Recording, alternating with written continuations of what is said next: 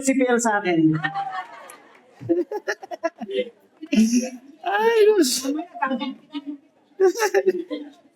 Pares pala generous pag naghingi yung mga anak eh, talaga naman. Woo! Lord, favor pa!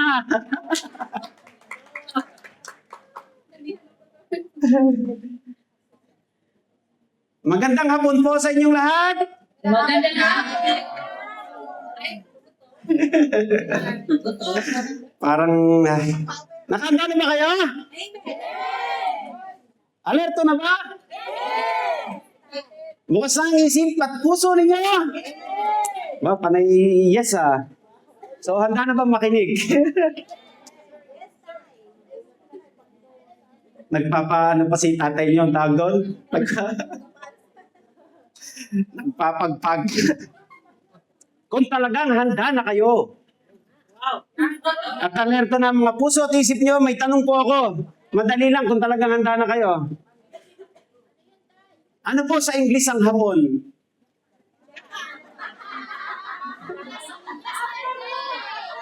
Or Japanese! Wow, ang galing ni PL. Japanese. Hapon, kasi Japanese, Tagalog, hapon eh. Pero kung Japan, yun yung bansa. So, Japanese. Very good, PL. Pero yung iba po, 50% tama. May connection po yan. Makinig kayo. So, sabi ng isang hapon, isang mapagparang hapon sa lahat ng naririto. Isang mapagparang hapon sa lahat ng naririto. Ano po sabi ng hapon sa Tagalog? Hindi po sinabi niya kung intindihin natin sa Tagalog.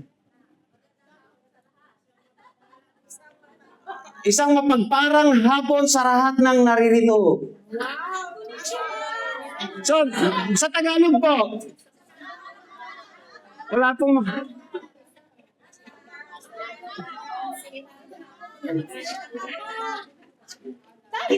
Sino?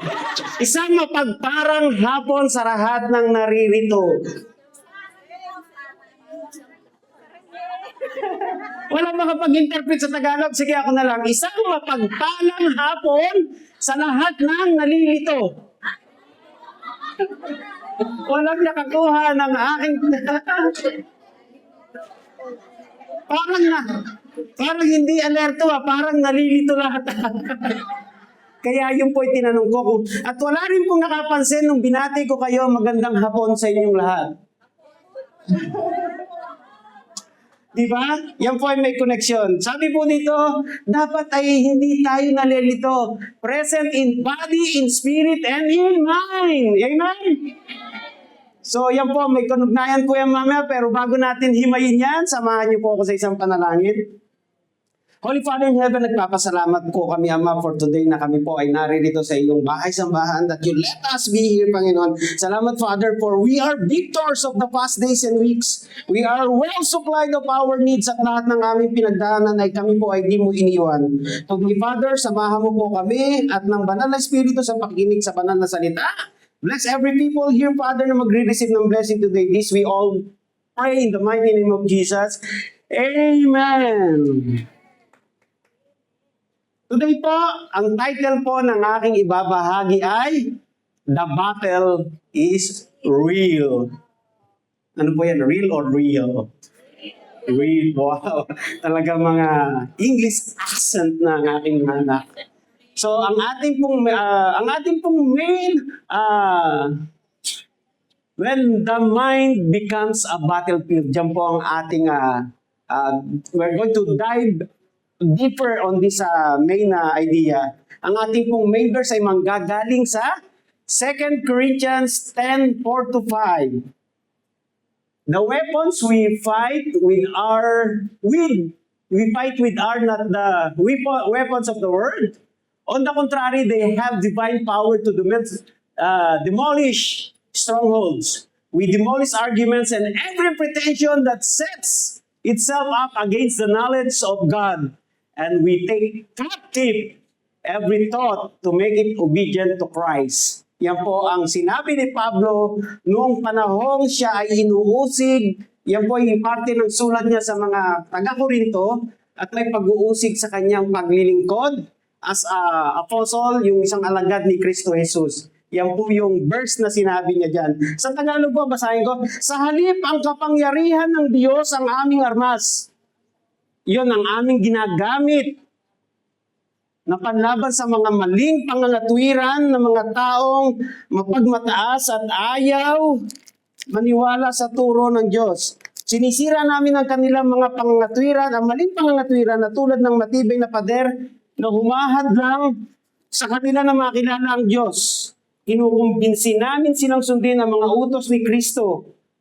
Amen. Salamat po, Lord, sa aming mga salitang nabasa. Ito pong verse na ito ay parte ng sulat ni Pablo sa taga-Korinto noong panahong ng pagtuligsa sa kanya. At ang mga ito ay hindi lamang po mga bagay na physical na like pinupuntahan siya doon, oh, bumaba ka dyan, hindi ka dapat magpaliwanag, hindi ka dapat magbahagi. No, this is bagay na physical, pagtuligsa sa mga taong walang paniniwala turo ng Diyos, mapagpatas, walang katwiran. Ito ay dala. Ano po nagdala sa kanila dito? Ng mga kaisipang ibineto sa kanila, katulad din po natin sila mga tao, yung mga naligaw ng landas at ginawa yung hindi magandang bagay na pagtulis sa akin na Pablo doon. Dito po sinabi, ito ay dala ng kaisipang ibineto sa kanila ng diablo na nagawang makapasok sa kanilang mga isipan. Malapit na po tayo, nasa kaisipan na po tayo. Dahil sa maling paniniwala at maling kaisipan, ang mga bagay na hindi mabuti ay kanilang pinaniwalaang ganap at kanilang ginawa. Yan po. May mga pumasok po sa isip nila, ganyan din po ang mga pumapasok sa isip natin araw-araw. Totoo po, ang battle o yung pakikipaglaban natin araw-araw sa ating mga isipan ay totoo. Wala pong bagay na tayo na ginawa na hindi po karugtong ang ating isip. Tutulog ako, how many decisions you need to make when you want to sleep? Di pa marami po, iinom pa muna ako ng kape, iinom muna ako ng tubig, pupunta pa ako sa toilet, bubuksan ko muna ba yung mga notification ng Facebook, tatawagan ko ba yung anak ko, isusuot ko ba ang aking pajama, pagkukumot ba, o yun ko ba ang aircon, ang dami hindi matatapos. Yan po. Sino po makapagsasabi ng is there any action that we are doing hindi katugtong ang ating pag-iisip? Anything po? Wala po. Kaya totoo po ang battle sa isip natin. Hindi po sa pang-araw-araw natin marami pumapasok na isipin na sa ating mga isipan. Paano po pa talaga nag-iisip ang isang tao? Gaano po karaming beses nag-iisip ang isang normal na utak? Uy, normal na po. Bakit may normal na utak dito? May abnormal ba? At paano ba napoproseso ang mga bagay na ito? Yan po ay relative sa ating pag-aaralan ngayon bilang isang Kristiyano. Ayon po sa unang pag-aaral, nabasa ko po ito, sa universidad sa Harvard. Wow, Harvard, US. Kaklase ko si Gloria Macapagal Arroyo. Sa Estados Unidos, taong 2005 po, sa paggamit ng brain imaging, ito po yung pagpapalabas ng mga imahe ng utak kapag ina-undertest po, like CT scan, anything, like outer stimulus na ibibigay sa iyo, you're going to pinch or feel something like hot or cold or anything, magre-react po ang utak natin. Yan po yung brain imaging na tinatawag. Kumulang 50,000 hanggang 70,000 ang kaisipan na pumapasok sa isang normal na isip ng isang tao. Biro niyo po, napakarami. 50 to 70,000. But in the recent year, noong 2020, sa Queensland University po sa Canada, may isa pong pag-aaral tungkol sa pag-iisip ng isang tao. Ang pangkaraniwang utak ay nagpoproseso ng 6,000 to 60,000 kada araw ng mga isipin, ng mga thoughts na pumapasok sa isip. At tingnan po natin ito, 80 to 90% dito po ipaulit-ulit. This is uncontrollable. Paulit-ulit po na pumapasok sa isip natin. Kahapon naisip na natin kumain, kakain ka na naman. At pabalik-balik lamang po. At ang nakakagulat dito, 70 to 80% po nito ay negative or self-critical. Yung po ang iniisip natin, buti sana kung paano magiging malakas, paano mag-exercise, paano ako gaganda, paano puputi, paano magiging macho at gwapo. Hindi po ganun ang inisip natin. Some of these things are we always thinking like, ganito na talaga ako. Bagsak lagi ang hanap buhay ko. Bagsak lagi ang kalusugan ko. Wala nang pag-asa relasyon ko. Hindi na ako aasenso. Lagi na lang ako ganito. Negative po siya. Sa Tagalog, negatibo. Mapanuri sa sarili. Lagi natin tinitingnan yung sarili natin.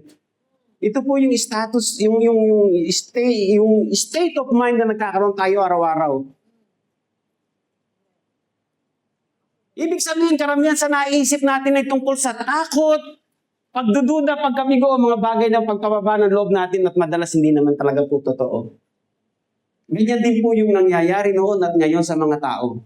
That's why nangyari po itong mga bagay na ito sa nung early time ni na Pablo po sa Biblia. Kaya sinasabi po sa ating main verse na binasa sa 2 Korinto, bihagin natin ang bawat pag-iisip upang ito'y maging masunurin kay Kristo. Ano po sinabi upang ito'y maging masunurin kay Kristo? Bihagin natin. So nabibihag po pala itong mga thoughts na pumapasok sa isip natin. Lagi po yan nasasabihin ng kaaway sa atin. Huwag ka na magsimba. Hindi ka naman umaasenso. Hindi ka naman umuulad. Hindi ka naman napopromote or anything na ibubulong sa iyo ng kaaway na lies. Bakit ko po nasabing lies? Mamaya po makikita natin dun sa ating 3 key points. At kung ano ang laman ng ating isip ay bumababa sa ating mga puso. Yan po sinabi na kung anong ating iniisip. Kaya dapat po lagi nating makapture o mabantayan ng ating pag-iisip.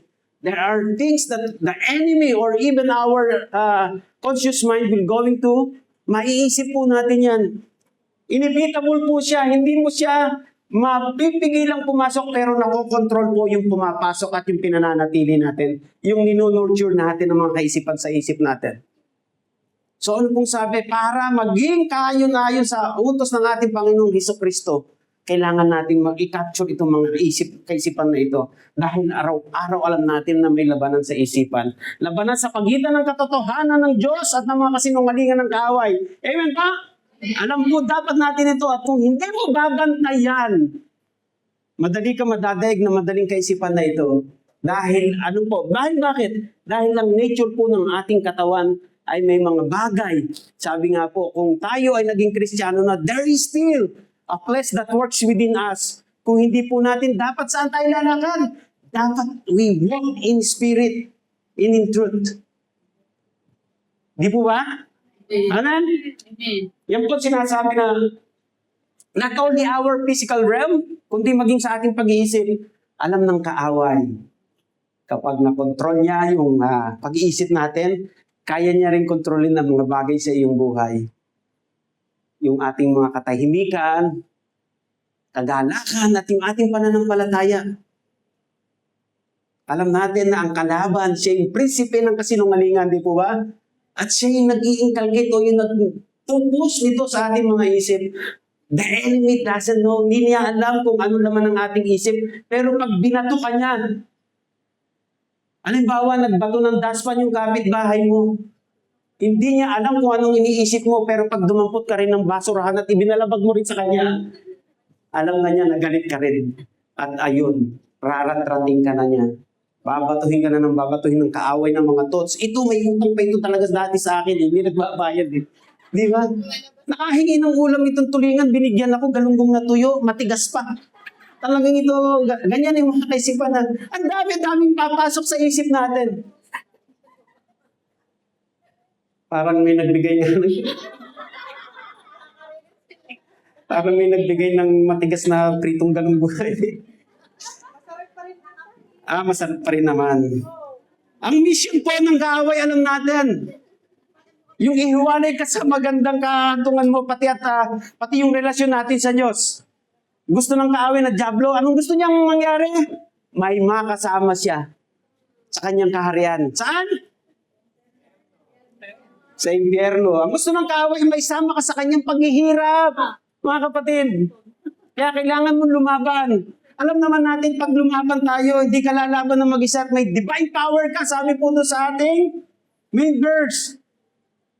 Sabi po doon ay, ito po, For the weapons of our warfare are not of the flesh, but have divine power. Ano po itong divine power? Ito po yung maka-Diyos na kapangyarihan na ibinigay ng Diyos sa atin. Tandaan niyo po. You have divine power. So ano po itong divine power na ito? You have the authority. Sabi po sa Biblia, to trample snakes, di po ba? Huwag niyong apakan yung cobra literally. Baka. Yung po ay, sinabi po sa Biblia na, ikaw na anak ng Diyos. Anong promises ni Lord sa iyo sa daughter and sons of God? Any promises na alam nyo? Philippians 4:19. Sino yun?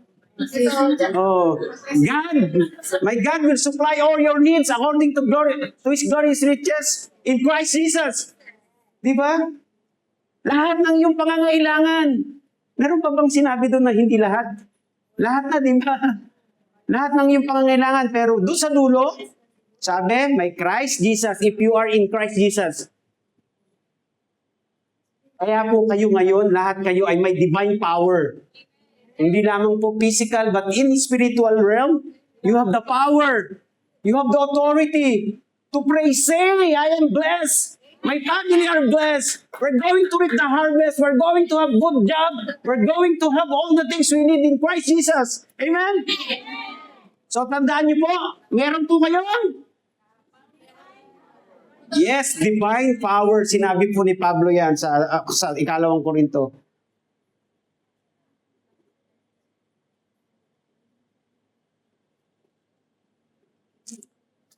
At may divine power kayo, yung authority mo bilang anak ng Diyos. Lahat po tayo meron yan.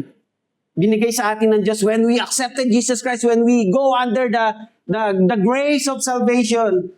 The only thing is you must understand the battle. Ito po yung ano natin, lagi tayong may battle sa araw-araw.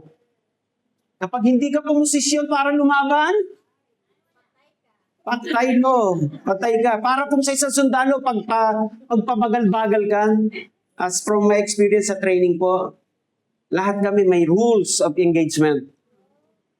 Avoid the skyline, sabi niya, napaka-importante. Hindi po kami pwedeng maglakad sa ibabaw ng bundok. Sinusunod po namin ng faithfully yun dahil buhay namin na nakasalalay. Gayon din po tayo sa ating buhay Kristiyano. Di ba?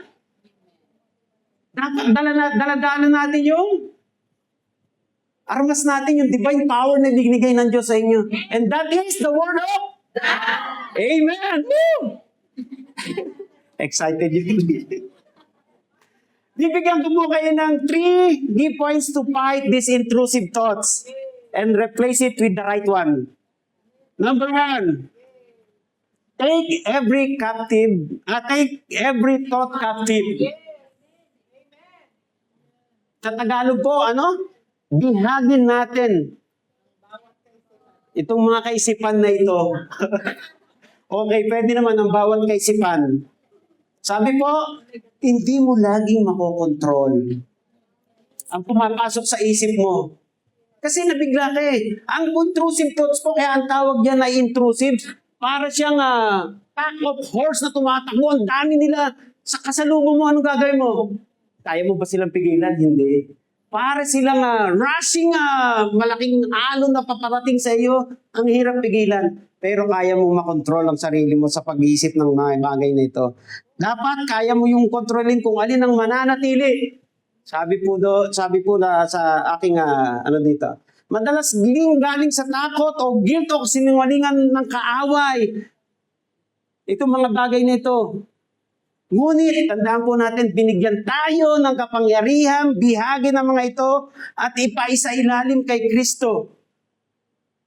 So, yung pong buhay na nahahawak ninyo ngayon at ang Espiritu na nasa sa inyo, God gave you power. Tandaan niyo po, God gave you power. Huwag kayong nalilito. Di ba? Huwag kayong nalilito. Di ba?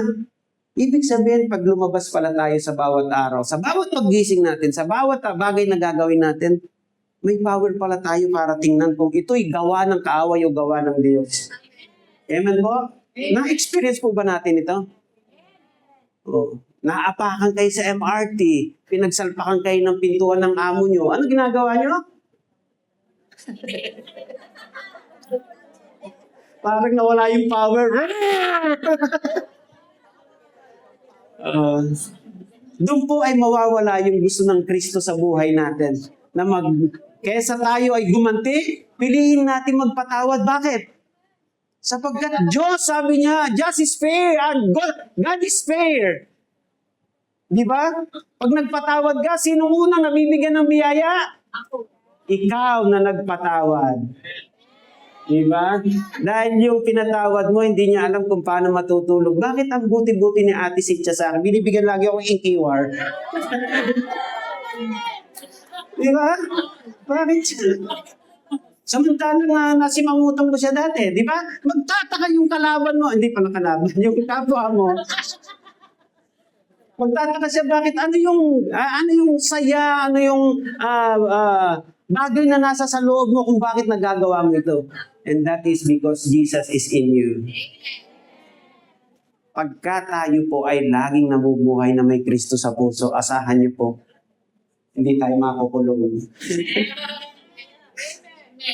Naalala ko po, sa section, naikwento ko po kay Pierre, may isang sumagasa sa akin na malaking lokal. Binangga ako. Sa balikat lang mo po. Abay, parang naliliitan sa akin to Hinarap ko sa kabila, sinasalubong ko talaga siya, pero naalala ko po, pastor na pala ako. Natatawa si Pierre. Buti bago, sabi ko pag ganun ko, kung hindi natin maalala, di ba? At tayo na nito. Di ba? Malaking sigalot. Baka, hindi lang kung uwi ako Pilipinas, kulong muna ako, di ba? Pero dahil ipinalala sa akin ng Lord, pastor pala ako. Di ba? Ganon ang kapangyarihan ng Diyos na nasa sa atin. Iiwas tayo sa lahat ng mga bagay na ito. Gawa ng kaawayan dahil iilain ka niya sa kasinungalingan niya. Nasabi, malakas ka rin pa, Henry, malakas ka, tsaka medyo may power ka rin na makipaglaban. Bakit hindi mo harangin at salubungin? Di ba? Yun ang lies ng enemy. Hindi niya sinabi, kadugtong doon sa sinabi niya, hindi niya sinabi na pagkatapos niyan, makukulong ka, pauwiin ka ng Pilipinas. Wala. Diba? Ngayon din tayo sa lahat ng desisyon natin, mga kapatid. Hindi sasabihin ng kaaway na pagkatapos mo mangutang at tumakbo at hindi magbayad, ay makukulong tayo. Pagkatapos nating mag-message ng super duper na nakakasira mga salita, akala mo makakatakas ka? Hindi. It's either Facebook is going to close your account or hahanapin ka ng police for, anong tawag doon sa paninirang puri? Defamation. Wow. Oral defamation. Yun na nga.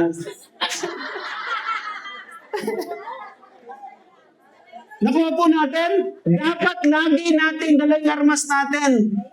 Para sa sundalo kami, natutulog kami. This is my rifle. Without my rifle, I am natin, sinasabi namin.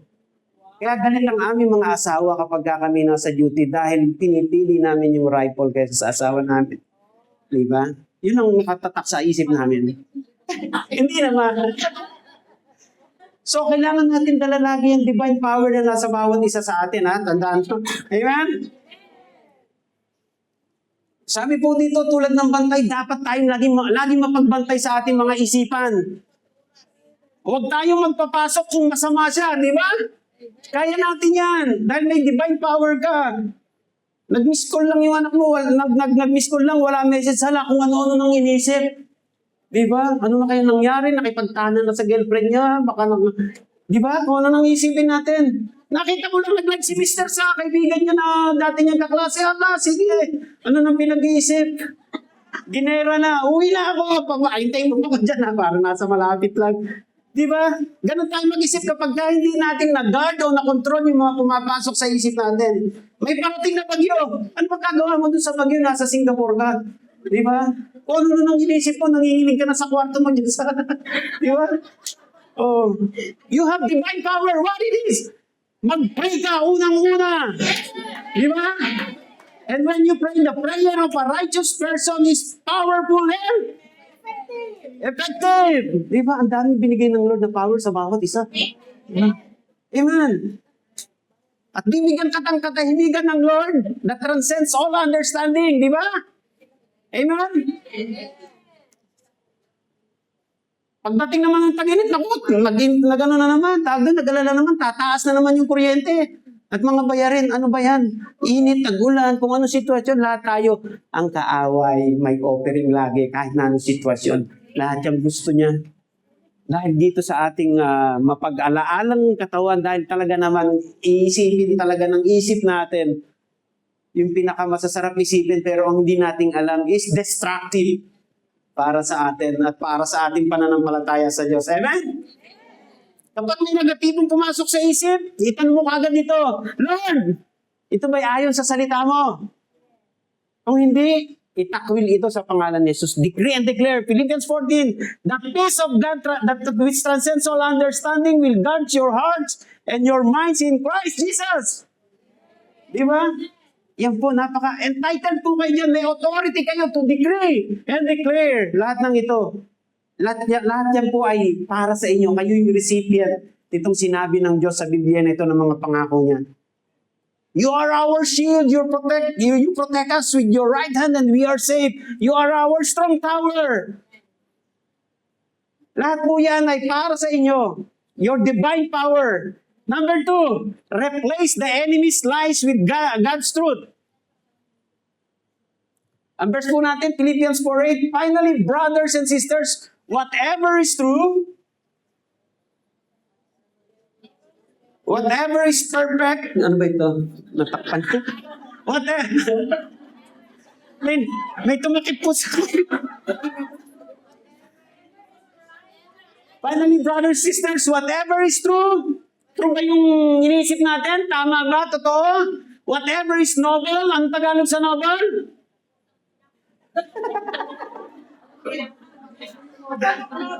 Sige, may bandong ng makapagtagalog ng noble. Ka? No? Ka?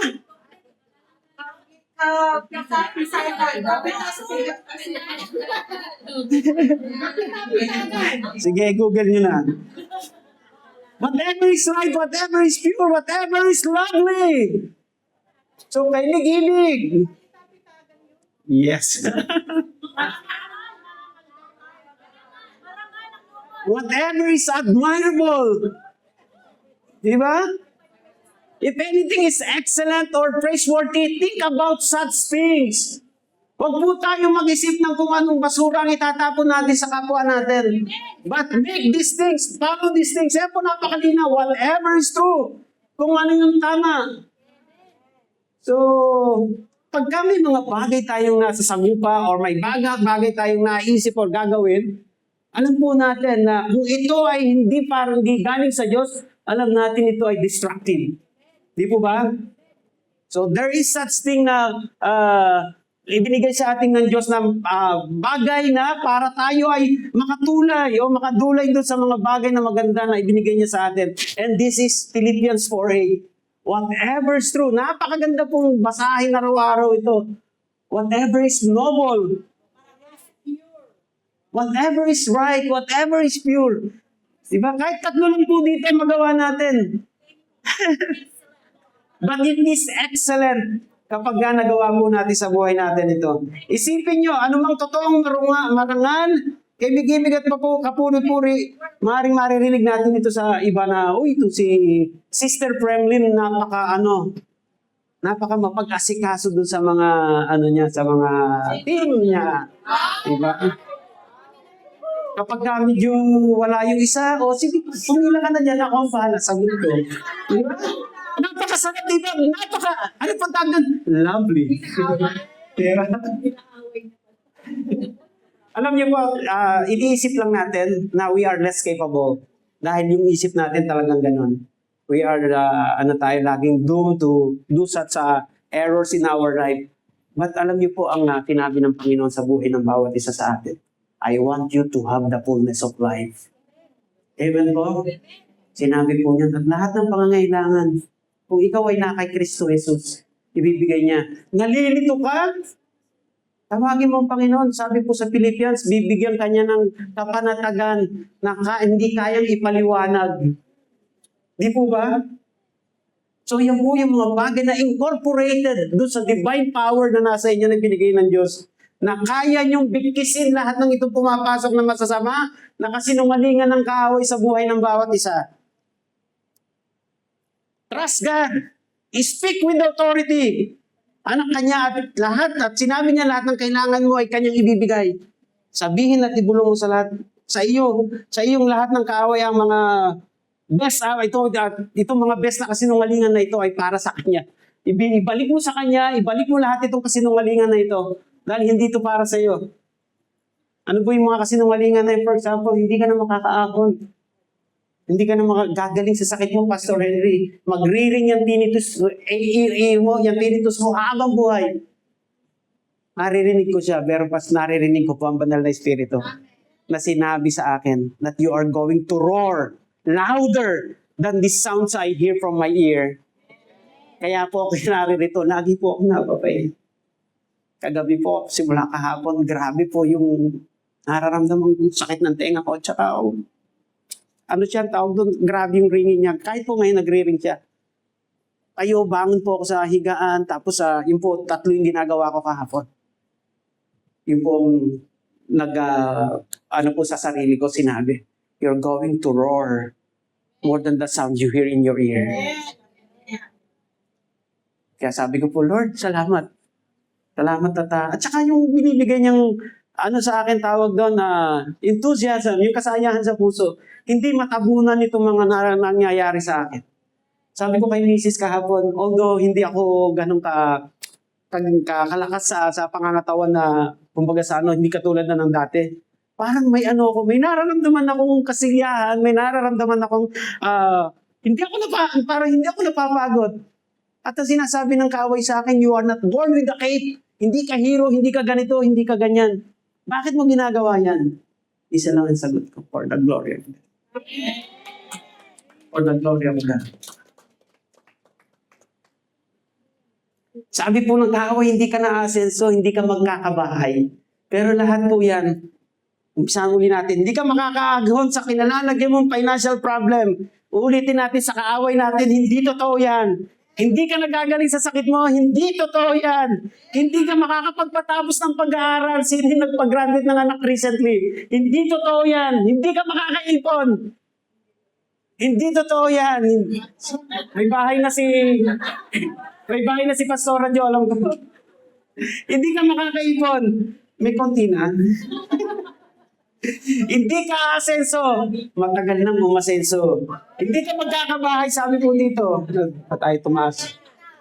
It's a big lie at kasinungalingan ng kaaway. Isang pangako pa lang sa salita ng Diyos, yung Philippians 4:19, paborito kong verse to, di po ba? I will provide. Sabi ng Lord, I will provide. Sabi niya sa Philippians 4:19, sabi niya sa Exodus 15:26, I will heal you. Deuteronomy 8:18, I will give you strength to gain wealth. James 1:17, every good and perfect gift comes from above. And the recipient are all you guys, lahat kayo. Amen? Mga kapatid, ang tanging paraan lamang para mapalayas natin ang kadiliman ay ang buksan natin ang ilaw sa buhay natin. Don't shut it down. The divine power you have is the light. Yung salita ng Diyos, hindi sapat subukang huwag isipin. Hindi sapat na subuking huwag isipin, pero kailangan mong punan ng isip mo ng kabutihan ng Diyos. Dapat hindi po nawawala sa atin to. Dapat puno lagi tayo ng kabutihan ng Diyos. Ito po yung magpo-propel o yung magpa-power up sa lahat ng bagay para tayo maging energetic tayo doon sa mga promise ng Lord.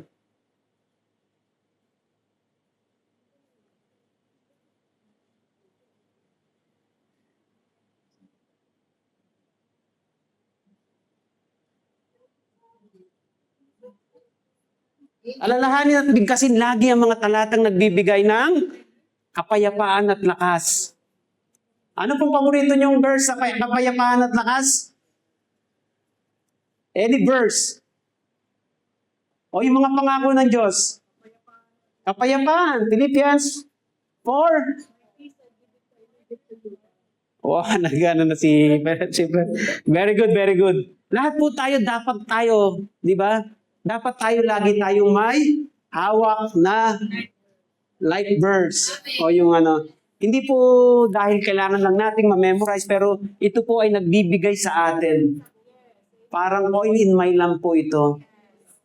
Give me oil in my life, keep me burning. Hindi yan ang paborito kong kanta ngayon. Who am I? But the Lord of all the earth would care to know my name, would care to feel my hurts. Okay na po, baka matuklasan pa ako ni MP. Isarado bigla yung audition. Number 3 po, bantayan at baguhin ang iyong isipan araw-araw. Guard and renew your mind daily. Sabi po sa Romans 12:2,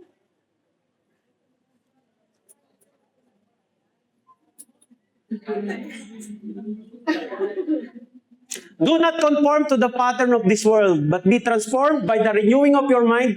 Then you will be able to test and approve what God's. Ano po itong what God's na ito? What is the good and perfect will of God? Di po ba? Doon, kaya kailangan may pagbabagong isip tayo. Kapag ka po pala yung isip natin ang pinanangan natin, ano po mangyayari?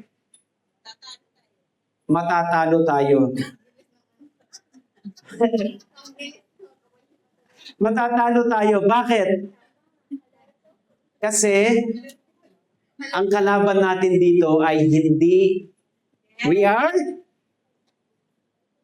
are not fighting through flesh and bloods. We are fighting against yung mga kapangyarihan sa kalangitan, mga makapangyarihang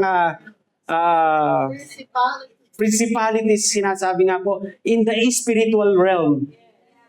And then we can only win the battle kapag ka itong divine power na ito ang gagamitin natin. Not our literal thinking and mind. Nakuha po natin? So, hindi po tayo mananalo. Marami pong paraan ng kaaway. It's either, if it's not going to attack you, he's going to attack the person nearer to you. Pumito si Ate Janet naman. Di ba? Ganun po tayo atakin ng kaaway, yung ating pag-iisip. Kaya sabi po dito, magbago tayo ng kaisipan sa pamagitan ng pagbabago ng ating isip. So, dati kang parang kanyon sa umaga. Di ba? Parang kang kanyon sa umaga. Ngayon, simula mo ng pagbigkas ng panalangin. Di ba? Sasabihin ng mga anak mo, ano kayang nangyari kay nanay? Di ba? Nagliliparan dati ang mga kaldero. Ngayon, gising na anak, mananalangin na tayo, devotional time. Wow! Di po ba? Anong susunod? Whatever is true, whatever is perfect, whatever is lovely. Di ba? Talk to God first before going to do things. Gawin po natin yun. It is minsan hindi po ako perfecto, pero everyday nabababa ako sa aking higaan. Lord, I include it to my prayer. Give me good things. The good things you prepare for me. Give me good things, people, situation, and favor today. Let me be a blessing to others. Yun po lagi ang ini-speak ko sa buhay ko dahil talaga naman pong napaka-ano nung aking trabaho. And read the Word. Yan po makakapagbago ng ating mga isipan. Pero kung lagi natin bubuksan na yung ating Facebook account, you see, at ang ating Messenger, at ang ating Instagram, at ang ating, you see, makita ko, ang dami nag-like, yes! Di ba? Hindi po yan ang kaibig-ibig sa Diyos. Mga Kristiyano na tayo, mga kapatid. At gusto ng Diyos, lagi nating nakukuha yung best and good things and na ipinirepare niya sa bawat isa na para hindi naman masayang yung paghahanda ng Diyos sa atin, di ba? Sabi ng Biblia, ang Diyos ay hindi natutulog. Di ba? Para sa iyo. Doesn't sleep nor slumber. Para sa iyo, He makes everything good. Di ba? And you are the recipient.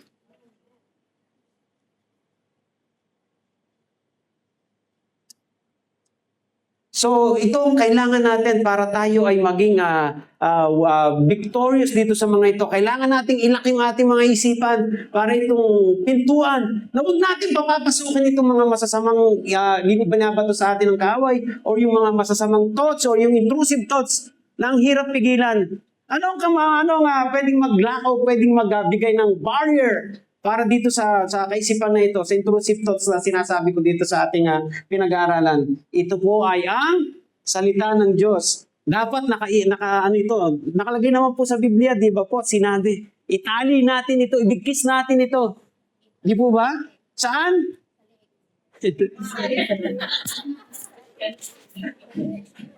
Sige po, kung saan yung gustong ibigkis yung salita ng Diyos, it's up to you. Basta daladala po dapat natin to. Baka kung po kasi pagsaliig, masabit kayo sa sampayan. Kidding aside po. Okay. Ibigkis po natin. So, simulan ng araw sa panalangin, Panginoon, sa iyo ko inihahandog ang isipan ko. Ngayon, punuin mo ito ng kapayapaan at katotohanan. Amen? Sa akin pong konklusyon, mga kapatid, may nagpasalamat na kagad.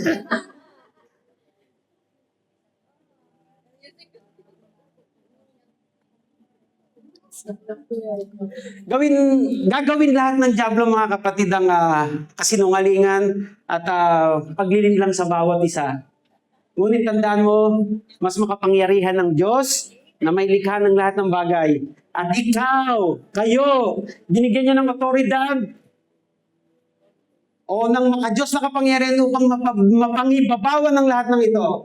Ang mga mapanghimasok na kaisipan ay nawawalan ng kapangyarihan. Tandaan niyo po ito, kapag nakatuon tayo kay Kristo. Ang tunay na kapayapaan ay hindi kawalan ng kaisipan, kundi ang presensya ni Kristo sa ating isipan at puso. At ang tanging susi upang maging matagumpay tayo at lupigin ang gawa ng kaaway ay ang isa pamuhay natin. Isa pamuhay natin ang gusto ng ating Panginoong Jesucristo sa buhay natin. Ang magtiwala at itaas ang ating pananampalataya sa Diyos na nagbigay sa atin ng kanyang bugtong na anak upang tayo iligtas sa gawa ng kaaway at ilagay sa maayos, payapa at ligtas na may bagong buhay.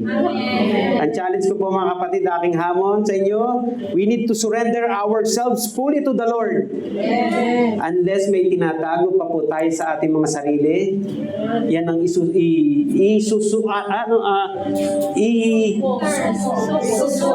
yes, kapag ka hindi natin sinuko at may bagay pa tayong tinatago, yan ang igayaan sa atin ng kaaway, ibibintang sa atin ng kaaway.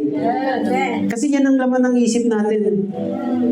Ang isip kasi ang nagpo-proseso, mga kapatid, ng lahat ng gagawin natin sa buhay natin. Whatever your mind's process will certainly go down to your heart and will going to turn into action. Ako naghirap nito, ako nagtrabaho, kailangan ko ito, kulang pa sa akin ito. Kaya hindi ka magkakaroon ng cheerful heart, a cheerful giver heart. Sa ating mga hanap buhay, makikita mo, lagi kang bagabag at lagi kang worried. Nag-iisip ka, malapit na yung aking permit. Baka hindi ako rin yun ng amo ko, mawawalan ako ng hanap buhay.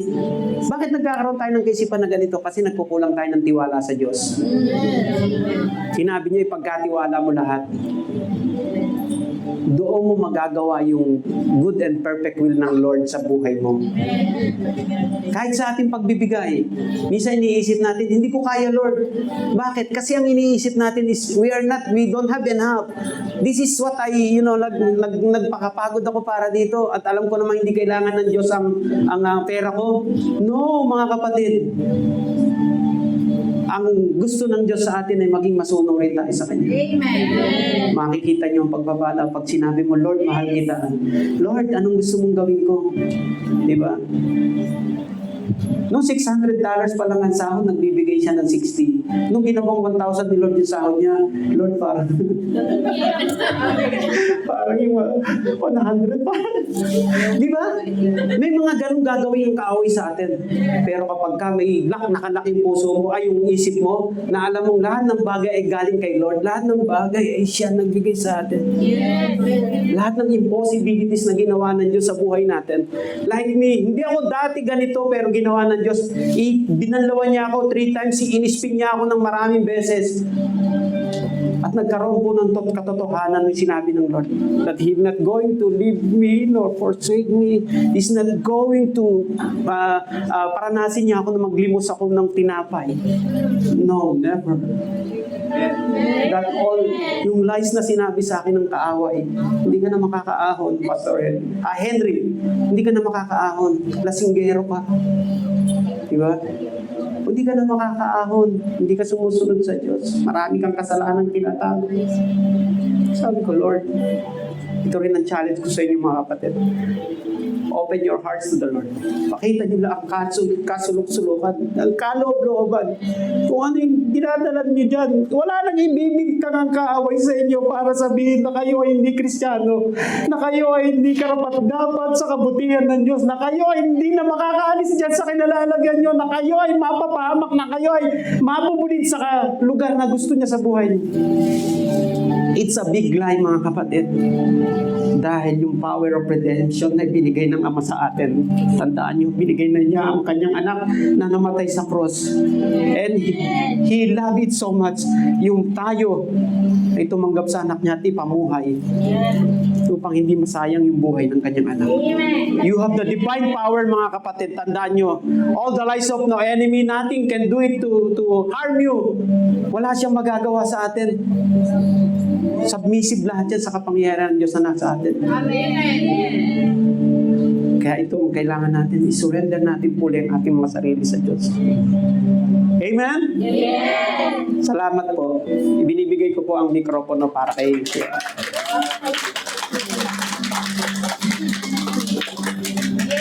Thank you so much, Pastor.